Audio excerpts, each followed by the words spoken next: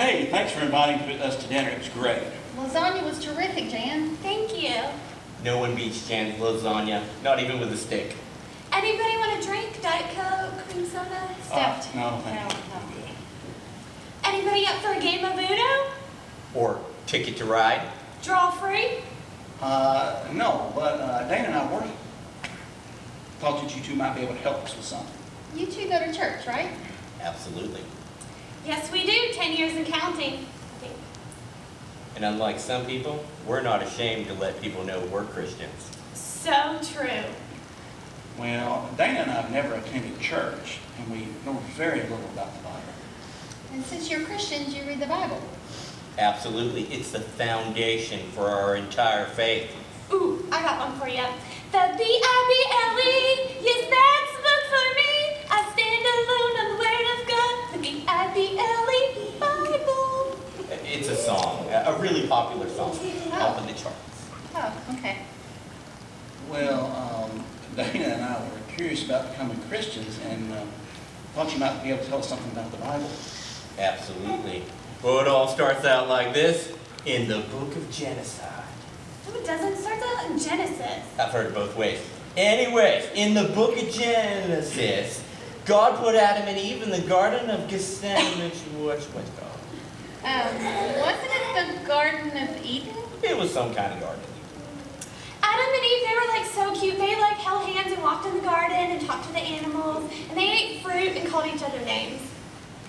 I thought they named the animals. Oh, they did that too. Now, they started name-calling so much that God booted them right out of that garden. And because there were no gardeners, the earth got real bad real fast. So God decided to fix it with a flood. And then he got this man named Noah to build a big boat called an ark. So he went and hacked out all these bulrushes and like weaved them together to make this big boat. And then he crammed all these animals in it. And the poor and pitiful little Israelites had to haul around that ark on their backs for 40 years in the wilderness, just like ants. That seems near impossible. That's why so many of them died. They were turned into pillar of salt. Golden calves were like trampling them. Wow. Now, of course, this is where Moses comes into the story, and he gets out and just starts walking straight across the Red Sea, and the Israelites just follow along behind him. I thought it was Jesus that walked on water. Kevin, everybody in the Bible walks on water. It's a requirement for being in the Bible. Now, didn't Moses bring the 10 Commandments down from a mountain? Yeah, he did. No, there's a couple 10 Commandments I can share with you. Like, for instance, thou shalt not steal, thou shalt not kill. Thou shalt not lie. Thou shalt not kick thy neighbor's dog. I've done that one a few times. Oh, and thou shalt recycle, and other ones like that. That's a good one. Now, when I was a kid, I remember some stories about David. Oh, yes. David and Golgotha. That was David and Goliath. No, Goliath was from Golgotha. Then, of course, there was Samson and Jezebel. That was Samson and Delilah. Oh, yeah. Jezebels are those instruments they, like, play at, like, Christmas night or something. What about the three guys in the fire department? Oh, you mean the three wise men? No. You mean Shadrach, Meshach, and Abednego? Now, they weren't disciples, were they? No, they were Jesus' school chums. Well, then who are the apostles? Oh, the apostles are the disciples' cousins. And so who were the epistles? The epistles were the wives of the cousins of the disciples. And of course, Jesus was a shepherd. I thought Jesus was a carpenter. Oh, that's a common misconception. He was a shepherd / carpenter. You know how most shepherds, they have to hire a carpenter to make their fences and to make their corrals for their sheep? Not Jesus. He could build his own fences and corrals for his sheep. That's why he's the good shepherd. And Jesus lived in Jerusalem.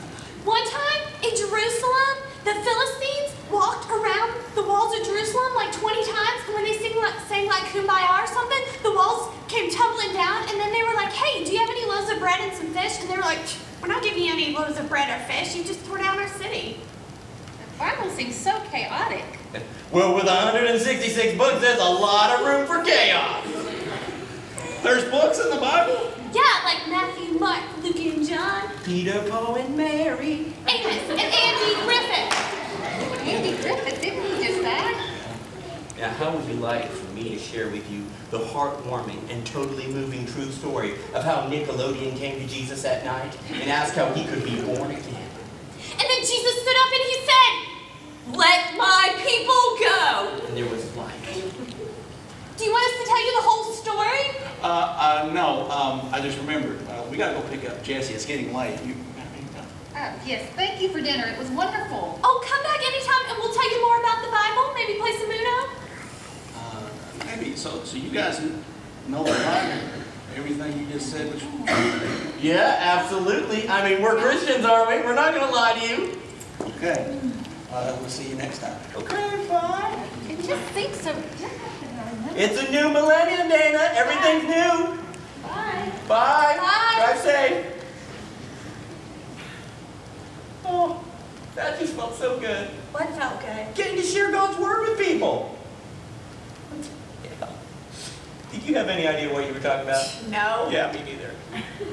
Don't we have a Bible somewhere? It's got to be somewhere. Oh, I think I saw it on the bookshelf like last year or something. Dude, you know where it's at? Where? We're propping up the Xbox with it. You're so right. Dude, we should totally go play Xbox. Let's do it. Let's do it.